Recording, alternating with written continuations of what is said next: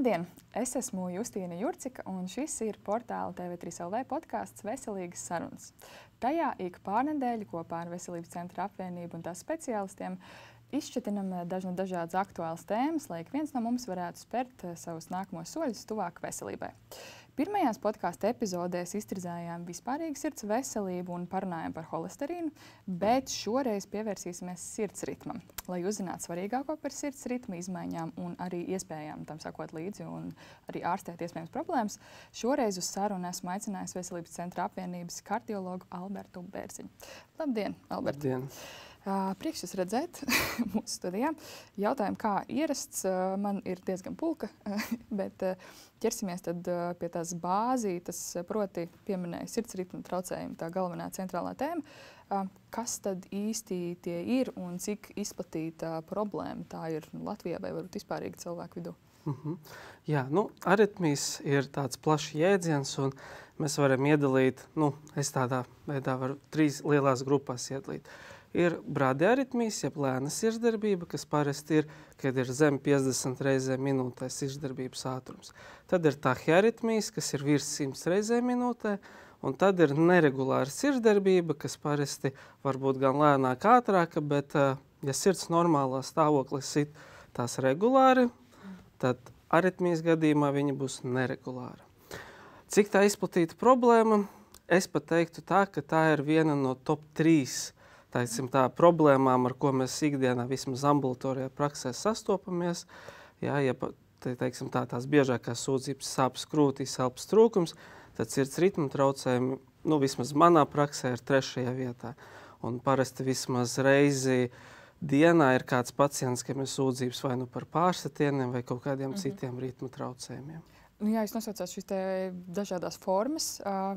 Kas ir tas biežākais veids, kā cilvēks pats pamana, kad sirds nedarbojas tādā normālā ritmā, bet ka ir kaut kas ātrāk, lēnāk vai nestabili? Jā, simptomi ir dažādi, katrs viņas sajūt savādāk, bet visbiežāk, ko pacienti saka, ka, piemēram, sāk ļoti strauji daudzīties sirds, vai arī viņi sāk just sirdi. Piemēram, daudzi sūdzās par to, ka apguļoties uz kreisiem sāniem sāk just kaut kādas sajūtas. Un vēl tāds raksturīgs simptoms ir kūliņošana. Sajūta, ka krūšu kurvī kaut kāds kūlinis apmetās. Bet ir tikpat daudz pacientu, kas vispār nejūt ritma traucējumus, un viņi piefiksē, piemēram, mērot asinsspiedienu mājās. Un tad tur ir tāda sirstaņa, kas sāk parādīties, un tad pacienti sāk jau smalkāk izmeklēties, iet pie ģimenes ārsta. Un ir viens veids, kā pacients mājās ļoti vienkārši var pārbaudīt gan pulsu, gan to, vai viņam ir regulārs pulss. Mēs varam paņemt 2 vai 3 pirkstus un pielikt šajā vietā šitā te, un tad jūs jūtat, ka jums ir pulsācija.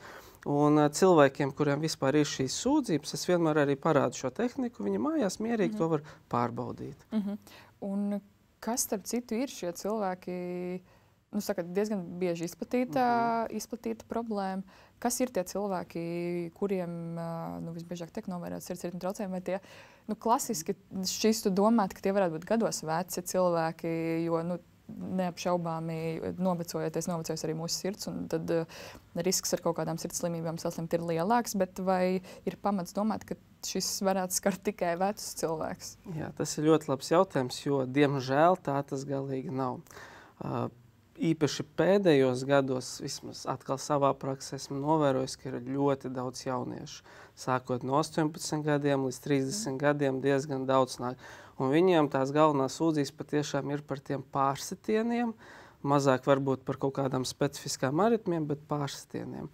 Un, protams, otra lielā grupa, kā jūs jau teicāt, ir tie vecāki cilvēki ar hroniskām slimībām, kuriem visbiežāk ir ātrija fibrilācija, jeb sarunas valodā mirdzaritmija, kas ir tāda ļoti liela problēma, par ko mēs daudz runājam, jo tur ir daudz savas blaknes un attiecīgi jau komplikācijas var veidoties.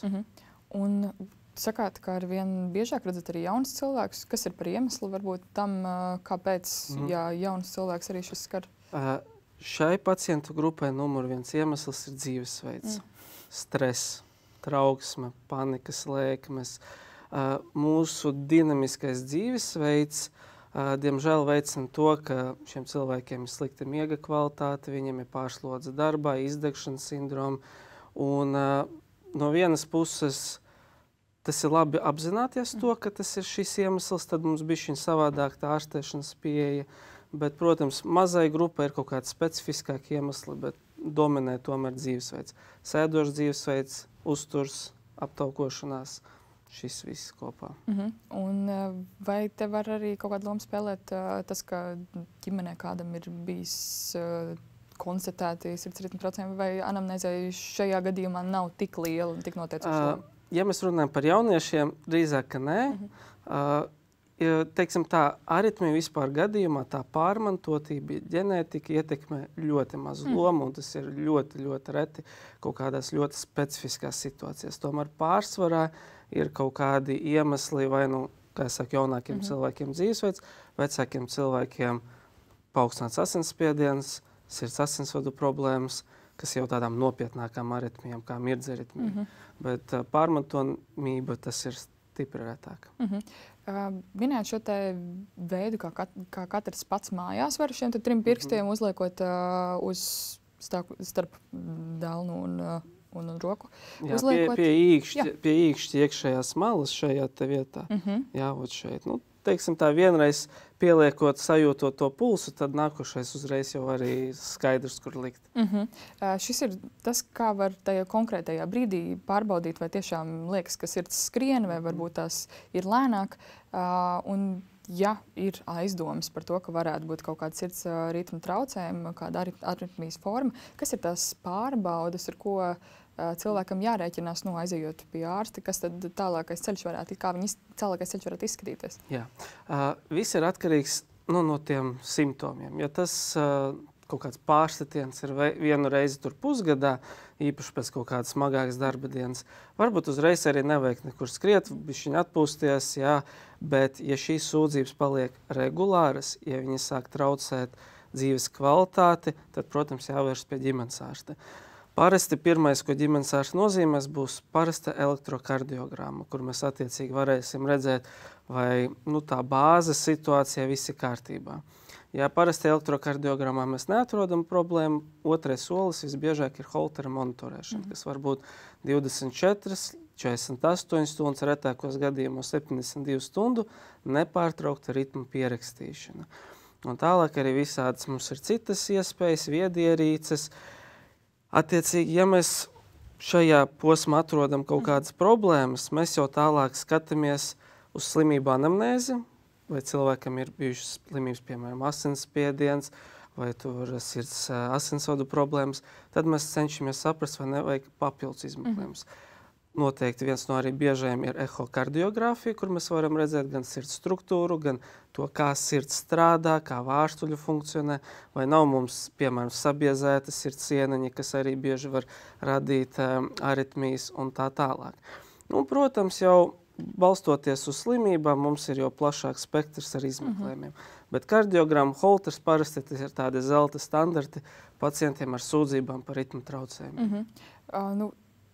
Izejot no šī te, saprotu, ka atkarībā no tā, vai un kādas tās blakus problēmas būs, tas ietekmēs arī, protams, ārstēšanu, bet tādā, es nezinu, varbūt vispārīgi var ieskicēt, kādas var būt tās ārstēšanas iespējas, un vai tas vienmēr paredz kaut kādus arī medikamentu lietošanu, vai varbūt vēl kaut kādu nopietnāku iejaukšanos, vai varbūt tās reizēm pietiek ar to, ka vairāk piedomā pie dzīvesveida un tā uzlabošana? Jā, tas ir ļoti labs un aktuāls jautājums, tāpēc, ka vismaz es personīgi cenšos pieturēties un pie jebkuras iespējas sākt ar dzīvesveidu.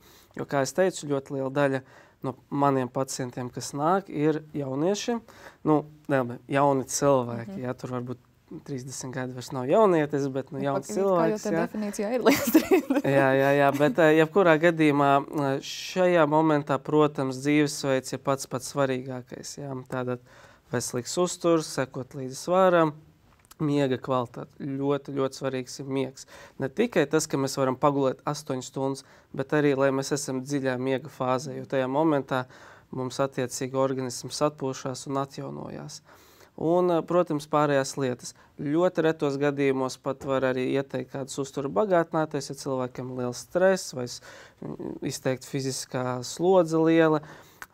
Un tad, attiecīgi, ja mums nav uzlabojums, vai arī, ja tie simptomi ir ļoti traucējoši, mēs varam pievienot medikamentus. Protams, mums var būt situācija, kad ir, piemēram, mirdzaritmija, jeb ātrija fibrilācija, kad obligāti ir medikamenti. Tur gan ar dzīvesveidu mums nepietiks, jo tur ir nepieciešami gan asins šķīdinātāji dažādās situācijās, gan specifiski antiaritmiski, jeb pret aritmiju medikamenti.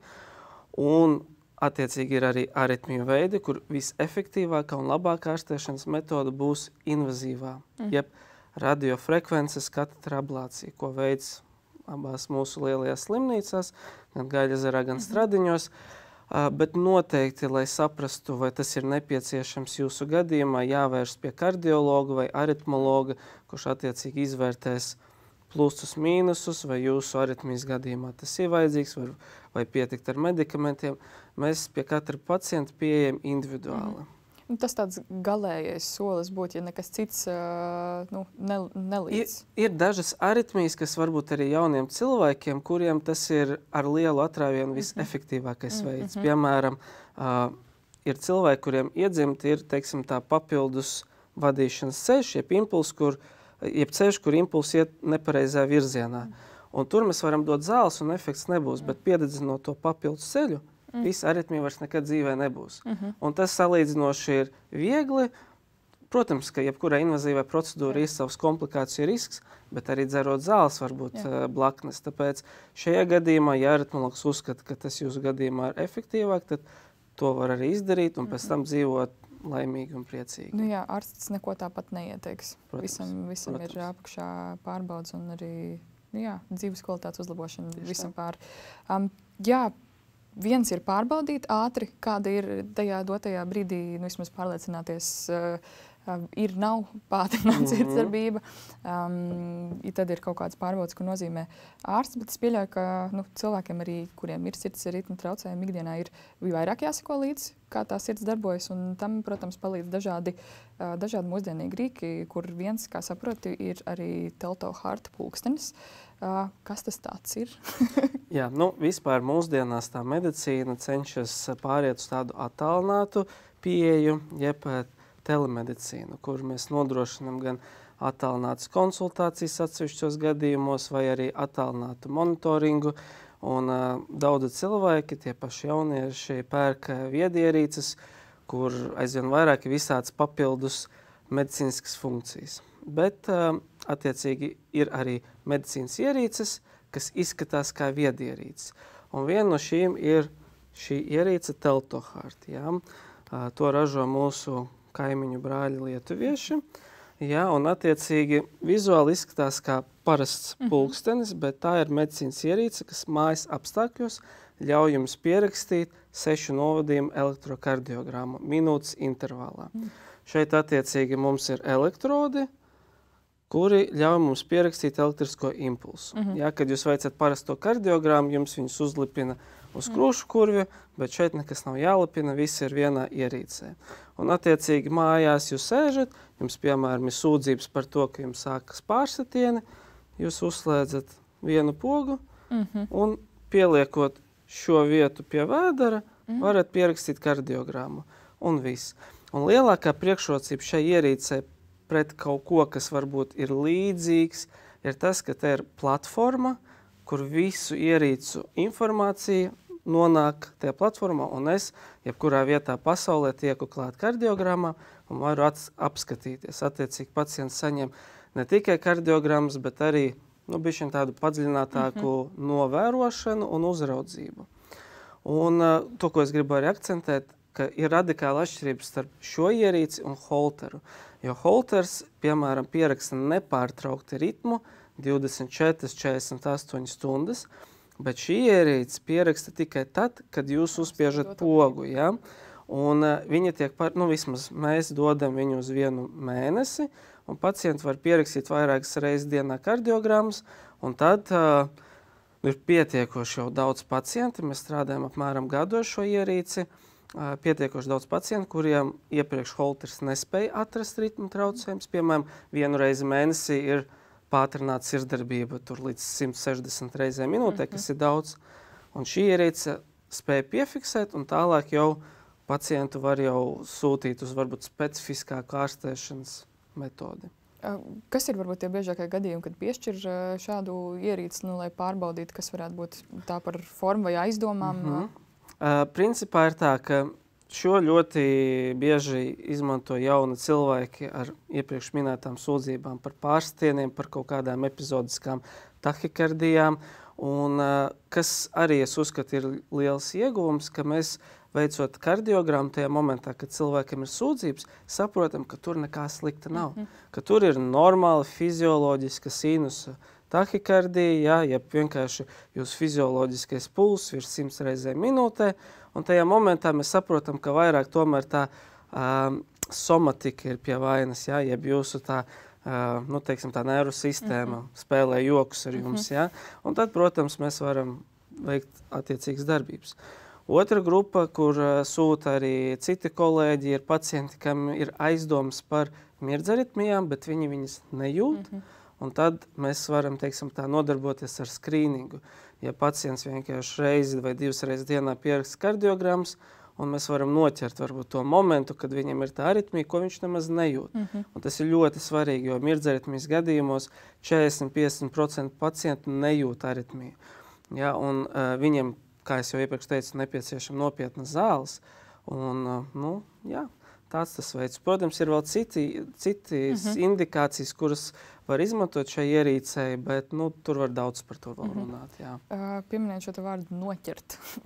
Kaut ko neredz vai varbūt saulēcīgi. Tad, vēl tikai noprecizēt, tad šī ir arī ierīce, kas var palīdzēt, ja vēl nezinu, kas ir pacientam vai kāda varētu būt konkrēta problēma, var palīdzēt laikus kaut ko pamanīt un jau tad uz to iedarboties, lai tā problēma nepāraug kaut kamā lielākā.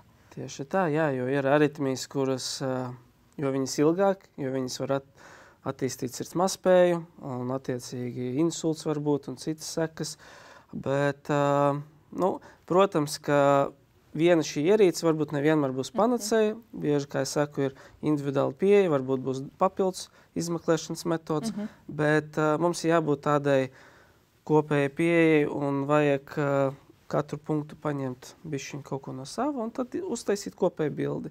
Un tad mēs arī varam kvalitatīvāk ārstēt pacientu. Par tādām tehnoloģijām ienākot ārstēšanā, es pieļauju, ka varētu būt kādiem pacientiem arī skepse varbūt par to, cik uzticami tie dati ir. Ko jūs teikt tiem, kas šaubās? Es domāju, ka par tām šaubām nav īstenībā tik traki. Jā, pacienti, kas nāk, kur sūta citi ārsti, ir ļoti interesēti, ka ir tāda iespēja. Un daudz arī paši labprātīgi nāk un ir gatavi pamēģināt par to, cik uzticami dati. Šī ir medicīnas ierīce, atšķirībā, piemēram, no Samsunga vai Apple Watch, kas ir viedierīces. Šai ierīce ir medicīnas certifikāti, bijuši pētījumi, bet, protams, jāsaprot, kā jebkurai tehnoloģijai ir savas limitācijas vai attiecīgi savi kvalitātes nobīdes. Tāpat kā holteriem var būt slikti pieraksti, kardiogramma arī šai ierīcei. Ņemot vērā, ka elektroda izmēri nav lieli, ir ļoti svarīgi, kā jūs veicat to pierakstīšanas procesu. Visi pacienti, kas nāk, es viņus arī apmācu, pastāstu, kā tas ir jādara. Tālāk jau, kas notiek mājās, to jau es nevaru atbildēt. Ja? Un, kā es saku, ir, protams, kardiogrammas sliktākas kvalitātes, bet ir izcils kvalitātes kardiogrammas, tāpēc skaidrs, ka tas potenciāls visu veicot pareizi ir ļoti labs, bet, tehnika un dzīve, kā saka, jau varijē. Starp citu, pieminējot parastos vietpulksteņus, ir arī pacienti, kas nāk pie jums, viņiem ir kaut kādas sūdzības un nāk un rāda arī tos datus? Jā, tādi, protams, ir. Un man personīgi nav jau pretenzijas, ja jums ir šī ierīce, izmantojiet viņu, protams. Un vienkārši tā galvenā starpība atkal ir, ka šeit pacients tiek novērots un tās kardiogrammas nonāk pie maniem ne datorā, bet internetā. Ja? Tur attiecīgi viņš kaut ko pieķer, viņiem jātur tas ārsts, jāpārbauda, bet ir bijuši pacienti, kam arī aritmijas mēs esam viņi piefiksējuši savos ierīcēs. Un tad tālāk viņi nāk un jau tālāk mēs izmeklējamies smalkāk. Tad arī netiešā veidā tas mūsu viedierīces var palīdzēt arī sekot tādā veidā līdz veselībai. Un kā ar šo te datu lasīšanu, jāsakāt, pie jums nonāk tie dati, bet vai ir kaut kāda informācija, kas arī pašam pacientam ir jāpiefiksē un varbūt jārēģē uz kaut kādu lasījumu? Jā, principā ir tā, ka tā mākoņu platforma, viņa pieejama gan ārstam, gan arī pacientam. Ņemot vērā, ka lielākā daļa pacienti nav ļoti interesēti baigi to visu pētīt, viņi atstāja to manā pārziņā, par to rēģēšanu ir tā. Viss ir atkarīgs atkal no jūsu simptomiem un kaut kādām pazīmēm. Piemēram, pulkstenis, viņš var detektēt lēnu pulsu vai ātru pulsu. Viņš jums arī sāk vibrēt. Piemēram, jums pulss ir zem 30 reizēm. Un tajā momentā viņš saka, veiciet kardiogrammas pierakstu. Attiecīgi jūs uztaisiet to pierakstu. Ja jums tajā mirklī nav sūdzību, jā, jūs jūtaties labi, protams, ka tā var būt kaut kāda, teiksim, tā viltus trauksme, kā jau saku, tehnika ir tehnika, tad es attiecīgi kardiogrammu skatoties saprotu, bet tāpat laikā ir bijuši arī gadījumi, kad pacientam sāk reibt galva, viņš sāk pierakstīt, viņam pulkstenis tieši sāk dot ziņu, ka viņam pulss ir 30, viņš pierakstīja kardiogrammu, un mēs redzējām nopietnu problēmu. Un attiecīgi mums bija pierādījums, jo pēc kaut kādas pusstundas viņam sūdzības pārgāja, un pulss pilnīgi normalizējās. Un tā problēma, kad atbrauc, piemēram, ātrā palīdzība, tajā mirklī kardiogramma ir perfekta, jā. Un šī tā pati galvenā lieta, ka mēs tajā mirklī, kad es slikti spējam veikt to elektrokardiogrammas pierakstu. Un bieži vien tas ir tas moments, kas var būt ļoti īs, bet attiecīgi dot mums jau kaut kāds pierādījums, ka pacientiem ir problēmas. Teicāt, ka aptuveni gadu izmantojat jau praksē šīs te ierīces. Cik daudziem cilvēkiem, pacientiem ir bijis pieredze ar šo, cik daudziem tas ir bijis nodrīgi un vērtīgi? Teiksim tā, rupjos ciparos uz doto mirkli pa šo gadu man ir bijuši 100 pacienti, kam esmu uzstādījis šo pulksteni. Un principā Latvijā mēs esam vienīgie, kam ir kaut kas tam līdzīgs. Un, ja es nesamalošu, man liekas, kaut kur 10 pacientiem vismaz, bet varbūt kaut kādiem 13 ir atrast ritmu traucējumi. Un pēdējais piemērs bija, ka bija atbraukusi meitene no Skotijas, uzlika uz 2 mēnešiem pulksteni, aizlidoja atpakaļ, dzīvoja pulksteni. Viņai sūdzības vienreiz mēnesī tahikardijas lēkmes, un mēs arī atradām to aritmiju, ko iepriekšējie kaut kādi 4 holteri neko neatrada. Te ir tā telemedicīna. Pacients var dzīvot citā valstī, kardiogrammas automātiski nāk pie manīm, pa WhatsApp saziņa, un jā. Pacients ir apmierināts, ārsts apmierināts, viss apmierināts. Jo galvenais tas mērķis ir sasniegts, atrast problēmu un pēc tam palīdzēt to risināt. Starp citu, arī runājot par kaut kādiem tādām jaunām lietām, kas ienāk medicīnā, bet tieši kardioloģijā, kā varbūt tās bez šīs te ierīces ir mainījusies tāda ārstēšana un saulēcīgu slimību atklāšana, vai ir kaut kādas tehnoloģijas vai metodas, kas ir tieši kardioloģijā ienākuši pēdējos gados un ko arī aktīvi vai jau aktīvi izmantojat, vai varbūt sākat ieviest? Jā, vispār medicīna attīstās ļoti strauji globāli. Jā. Par kardioloģiju runājot, mums ir invazīvas metodas, kā mēs varam ārstēt pacientu kaut kādas slimības. Pēdējos gados ir tieši vārstuļu problēmu atrisināšanā, jā, Stradiņos. Stradiņu slimnīcā kolēģi sāk ieviest metodas. Pasaulē viņas jau ir, bet attiecīgi mūsu kolēģi mācās un to ievies šeit. Tas vairāk dar pacientiem, kas varbūt ir ļoti slimi, veci, kuriem klasiskā operācija ir pārāk augsta riska, un tad mēs spējam viņiem uzlabot dzīves kvalitāti ar šīm metodēm. Mūsu aritmologi attīsta jaunas tās piededzināšanas, jeb ablācijas tehnikas. Tas ir varbūt par invazīvo daļu. Protams, ķirurģija arī visu laiku attīstās, bet to varbūt vairāk jāprasa tiem, kas ar to nodarbojās, jo tā ir atkal ļoti tāda specifiska niša. Un medikamenti, jā, mums ir, teiksim, tāda bišķiņ paradigmas maiņa. Ja mums agrāk bija tikai tabletes, tad tagad mums vairāk un vairāk ienāk medikamenti, kas ir injicējumi. Gan holesterīna mums ir medikamenti, kurus var špricēt vienreiz, piemēram, pusgadā, un efekts ir ļoti labs. Mums arī ir svara mazināšanai un diabēta terapijai medikamenti, kas ir injicējumi, piemēram, reizi nedēļā. Un tagad ļoti daudz pētījumu, kas pēta tieši šos injicējamos medikamentus. Gan asinsšķīdinātāji, gan arī sirds mazspējai. Turpinās pētījumi arī tam pašam holesterīnam. Principā, man tā prognoze, ka, teiksim, tāpat ne tālā nākotnē, daudzi medikamenti, kas bija, piemēram, kaudze ar tabletēm, bet jums būs, piemēram, 4 šprices, ko jūs varēsiet reizi tur mēnesi iešpricēt, un efekts būs ļoti labs. Jā, jo šeit arī, protams, līdzestība, kas ir jautājums, par ko var atsevišķi runāt uz stundu, ja? Bet šīs lietas tomēr mēs redzam arī savā praksē, ka uzlabo līdzestību. Ir pacienti, kuri negrib katru dienu varbūt dzert daudz tabletes, viņiem vieglāk ir 1 reizi nedēļā veikt to injekciju, un efekts ir tikpat labs.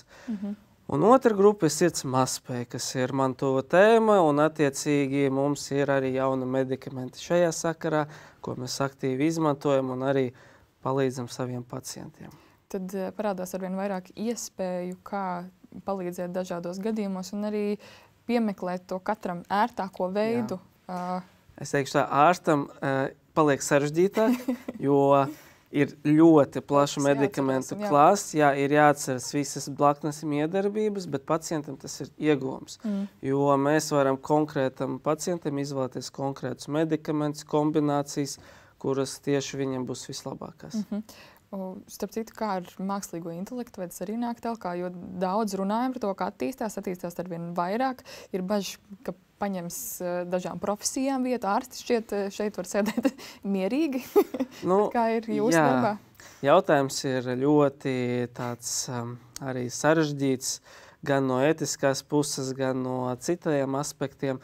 Jā, noteikti mākslīgais intelekts lieliem soļiem ienāk mūsu ikdienā. Latvijā varbūt tas ir tikai sācies process, bet rietumu pasaulē, Amerikā, mākslīgais intelekts ir pilnvērtīgs palīgs ikdienā, īpaši radioloģijā, jeb skatīties datortomogrāfijas, citus izmeklējumus.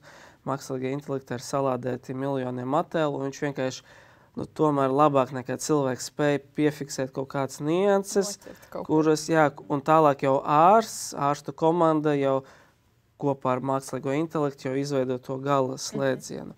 Un kardioloģija noteikti arī viena no tām jomām, kur mākslīgajam intelektam ir un būs ļoti liela loma, jo mums arī ir ehokardiogrāfija, ar ko arī es nodarbojos, un tagad notiek aktīvi pētījumi, kur tiek veikta tā mašīna mācība, jeb mašīna pati veic attēlus un mācās iegūst informāciju un tālāk palīdz analizēt attēlus, datus, un kardiogrammas. Mūsu pašu kolēģi Stradiņu slimnīcā veic pētījumu ar mākslīgā intelekta palīdzību, kur skatās kardiogrammas izmaiņas.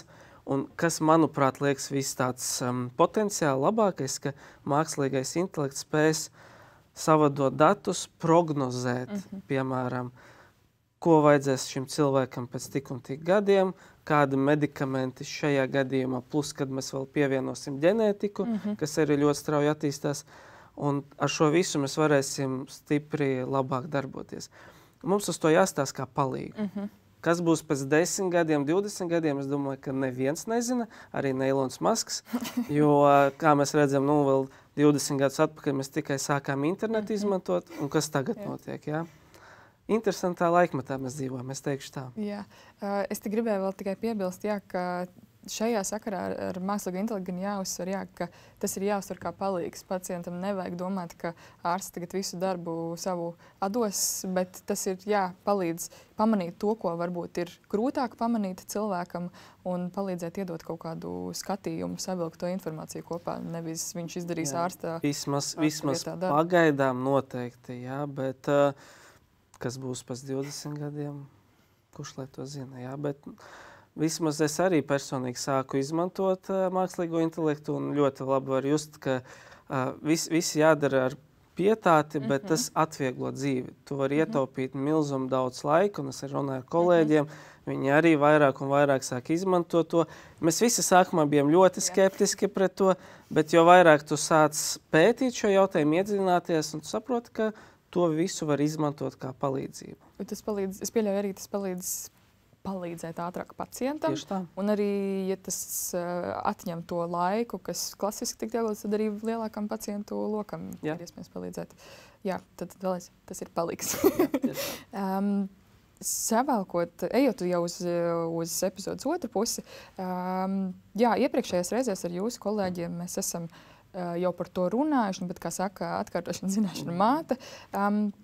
Kas ir tādi vienkāršākie, bet efektīvākie dzīvesveida ieteikumi, jo, kā mēs arī runājām, dzīvesveidam ir ļoti liela loma tajā, kā strādā mūsu sirds un vai attīstās kādas veselības problēmas. Kas ir tie ieteikumi, kas var palīdzēt, pie kā piedomājat ikdienā, kas var palīdzēt stiprināt sirds veselību un arī iespējams attālināt vismaz to slimību risku? Jā.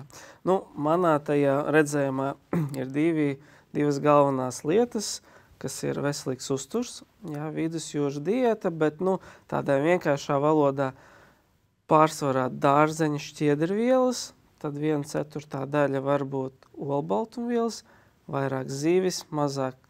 Teiksim tā, ja cilvēki visi mūsu platuma grādos mīl tikai sarkano gaļu, tagad pēdējos gados arī balto gaļu, bet zīves mums vēl joprojām pieklabo. Un treknā zīves, kurās daudz omega augstskāpes ļoti labi nāks par veselībai. Un ogļhidrāti. Uzturs. Fiziskās aktivitātes. Un šajā gadījumā ne tikai iet runa par aerobās lobdzēm, kur staigāšana, riteņbraukšana, peldēšana, par ko, man liekas, visi runā, bet mazāk runā par tiem spēku vingrinājumiem. Tātad ir milzuma daudz pētījumu, aizvien vairāk un vairāk uz lieliem pacientu datiem, kuri parāda, ka pacienti, kas veic fizisko spēku treniņus 2-3 reizes nedēļā, viņiem pagarinās dzīvildzi, viņiem mazinās risks infarktam, sirds mazspējai un arī, protams, kognitīvā funkcija uzlabojas. Muskuļu masai pieaugot, šis viss uzlabojas. Tātad gan aerobās, gan spēka treniņi. Un nav tā, ka ja jums ir 70, 80 gadi, tad jums tas neder. Arī šiem cilvēkiem tas der, protams, viss atkarīgs no individuālā gadījuma, bet nekādā gadījumā mēs nevaram cilvēku ierobežot atkarībā no vecuma. Tātad uzturs un fiziskās aktivitātes, tālāk ir kaitīgo riska faktoru atmešana. Smēķēšana, alkohola ierobežošana, jāsako līdzi savam svaram. Uzturs, fiziskā aktivitāte ir, kā saka, paši pirmie, bet jums arī jāsako līdzi šīm lietām. Miega kvalitāte.